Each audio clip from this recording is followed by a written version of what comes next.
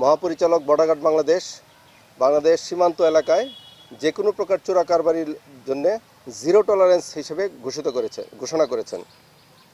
সেই লক্ষ্যে যশোর ব্যাটালিয়ন আজ সকালবেলা একটি বিশেষ টহল দলের মাধ্যমে একটি বিশেষ অপারেশন করে একজন ভারতীয় চোরা কারবারিকে আটক করে ভারতীয় সেই ব্যক্তির নিকট থেকে 155.67 গ্রাম হীরক বা ডায়মন্ড আটক করে। উক্ত ব্যক্তি ঢাকা হতে ডায়মন্ডগুলো কোনো একজন অজ্ঞাত পরিচয়ের লোক থেকে কালেক্ট করে এবং যশোর বেনাপোল রোড হয়ে কলকাতার কোনো একজন চোরা কারবারির নিকট হস্তান্তর করবে বলে জানায়। এই লোক ভারতের তামিলনাড়ু এলাকার বাসিন্দা বলে আমাদেরকে তথ্য দেয়।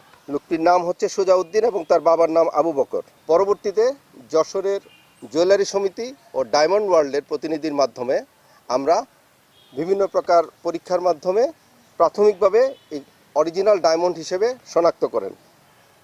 উক্ত ডায়মন্ডের আনুমানিক মূল্য 6,61,39,590 টাকা।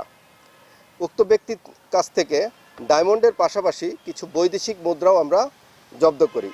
তার মধ্যে